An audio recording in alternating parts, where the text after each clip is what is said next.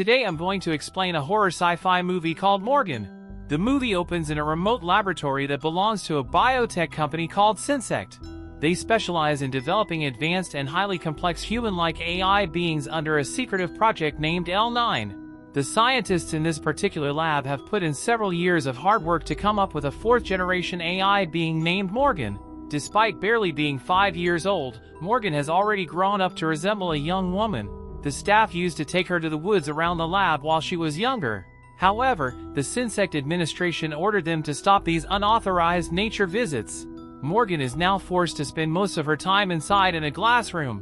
One day, a lab staff member, Dr. Kathy Grief, enters the room to have lunch with Morgan. She sets up the plates while the AI examines her own hands curiously. Kathy says that she has been contacting the administration, asking them to change their decision on the nature visits, but they haven't given any positive reply on the issue. Out of nowhere, Morgan pushes aside the plates on the table, jumps on it, and proceeds to stab Kathy. But before any more damage is done, 2 doctors rush inside the room and sedate Morgan. The security footage of this incident is then sent to the SynSect headquarters.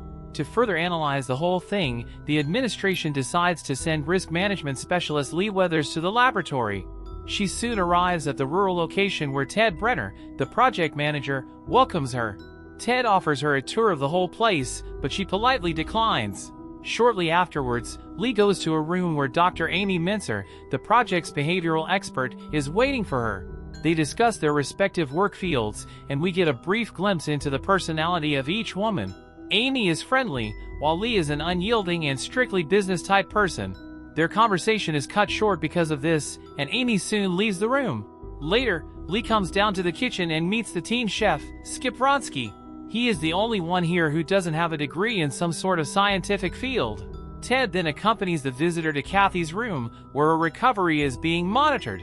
Lee asks if she could have a moment in private with Kathy to discuss the events surrounding the attack. Despite being in a bad state with one of her eyes still patched, Kathy claims that she is feeling quite good. She says that Morgan used to be happy and gentle until the company decided to lock her inside the glass room. Following this, Lee meets Dr. Simon Ziegler, the chief genetic engineer on Project L9. He explains the nature of their work and how they use synthetic DNA alongside nanotech. Simon adds that their first 3 experiments failed, as the AI beings developed several physical and mental disorders, but Morgan is their most successful, as well as complex, achievement. Because of the rapid growth rate, Morgan could already walk and talk barely a month after her so-called birth. She's a robot, why couldn't she do that immediately? According to Simon, Morgan is everything they have hoped for, a hybrid biological organism that can think and feel. She even looked like a grown young woman after her first birthday. Then, Simon shows Lee the incident footage, but quickly adds that it was a singular event which has never happened before. He insists that the project is still headed in the right direction, and they will learn from their mistakes. After a while, Lee is taken to the glass room, where she meets Morgan personally. The visitor is kept outside the room for protection because of the recent incident. Morgan, however, seems to be far from a volatile being. She is polite and friendly. In fact, she even apologizes for hurting Kathy, claiming that it was unintentional. Later, when everyone has left, Morgan sits down in a corner and recalls fond memories of her and Amy in the woods. It is obvious that she feels most comfortable with Amy, who treats her more like a sister than a prototype.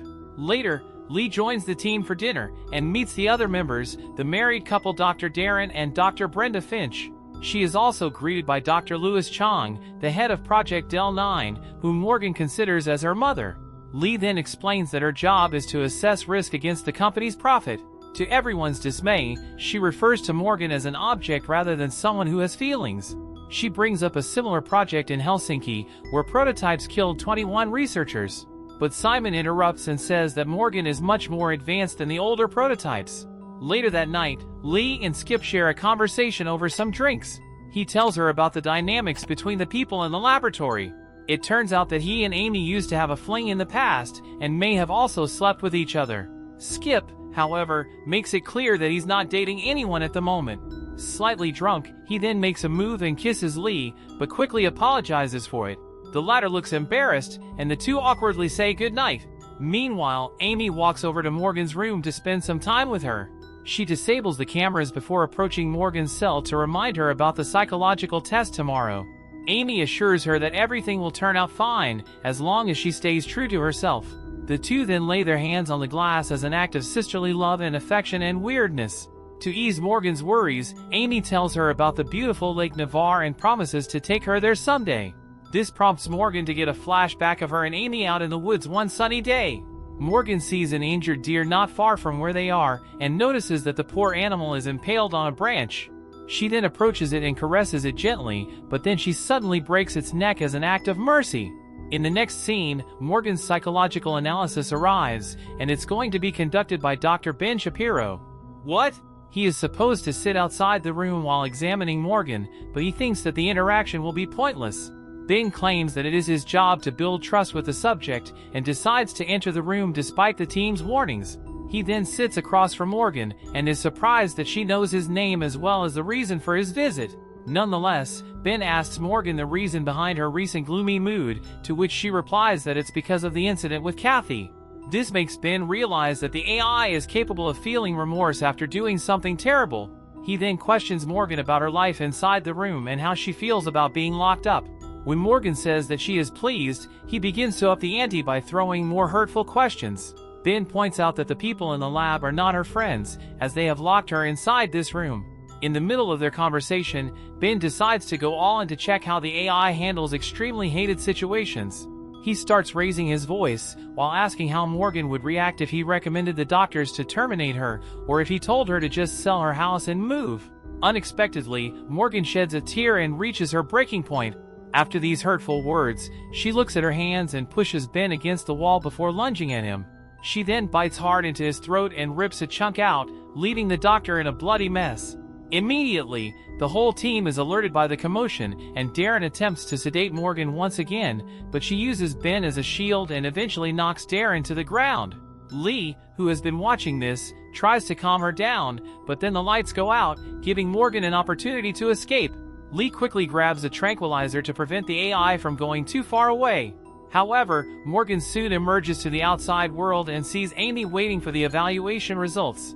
She feels a sense of comfort upon seeing Amy, but this happy moment is abruptly ended when Lee sedates her.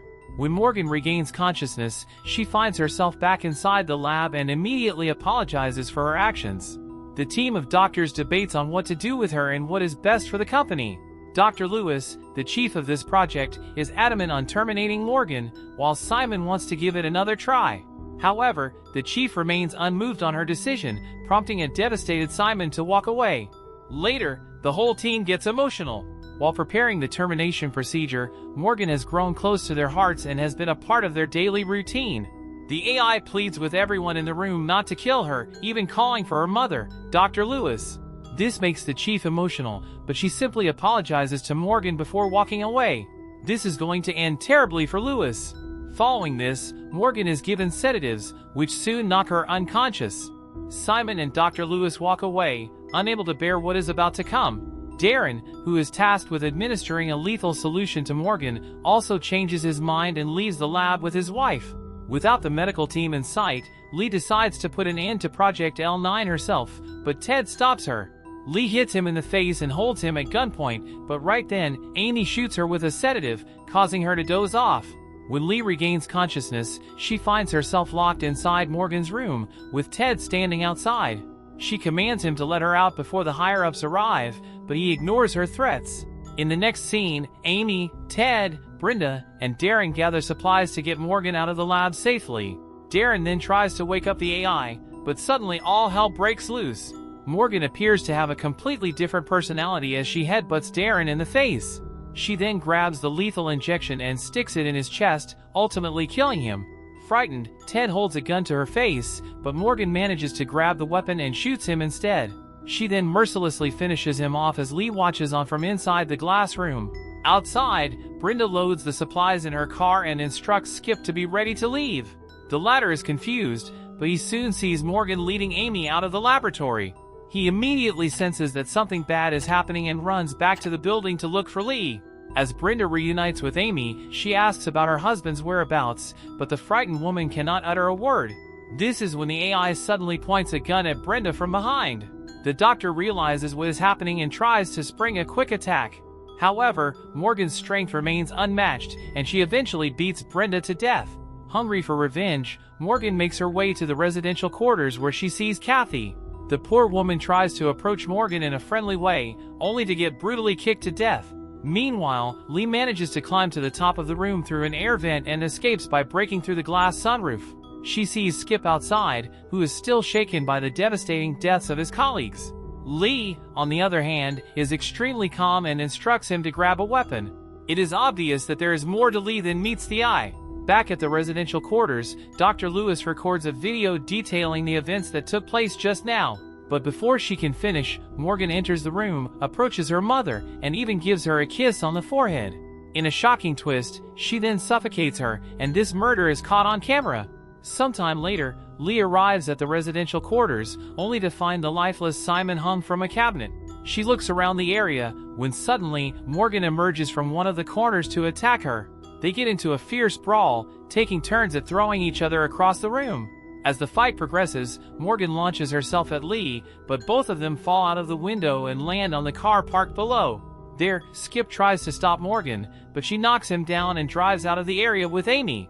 A determined Lee then gets in her car as well and frantically chases after the fugitive AI. She soon catches up to Morgan, but the latter manages to bump her car and forces it to crash into a big tree. An increasingly desperate Amy begs Morgan to stop, but the AI is hellbent on escaping to freedom. On the other hand, Lee somehow manages to survive the crash with nothing but a few scratches. Skip soon arrives in his car and claims to know where Morgan and Amy are headed. Elsewhere, in the nearby forest, Morgan takes Amy to Lake Navarre, a journey she had awaited for so long. The AI claims that she won't harm her, but Amy remains vigilant with a weapon tucked under her jacket. Soon enough, Morgan sees the lake and sheds a tear of joy, experiencing true freedom for the first time in her life. Meanwhile, Lee grabs Skip's rifle and goes to the jungle to kill Morgan herself. She doesn't want to waste too much time and fires a shot in the air. This is enough to grab Morgan's attention, who also decides to return to the woods and finish Lee for good. Shortly after, the two come head-to-head and a fierce brawl breaks out. They throw numerous punches at each other, but Morgan eventually pushes Lee into a trunk. She gets impaled by a branch, a sight that is hauntingly similar to the deer that Morgan had killed mercifully. However, this time, Morgan decides to walk away, leaving her opponent to bleed out to death. She soon returns to the lake and tries to run away with Amy, but in a shocking twist, Lee arrives at the spot. Seemingly unhurt, except for a few scratches, she pushes Morgan into the lake and holds her underwater until she stops moving. Lee then takes the pistol from Amy and shoots her in the head. Following this, she drags herself back to the spot where Skip had parked the car. Lee shockingly shoots him as well, effectively killing the last member of Project L9. In the aftermath of this event, SynSect head Jim Bryce discusses the incident with other board members and declares the Project L9 a failure. We then see Lee Withers in a local restaurant, calm and expressionless as usual. Rather curiously, she examines her hands, a gesture similar to Morgan's.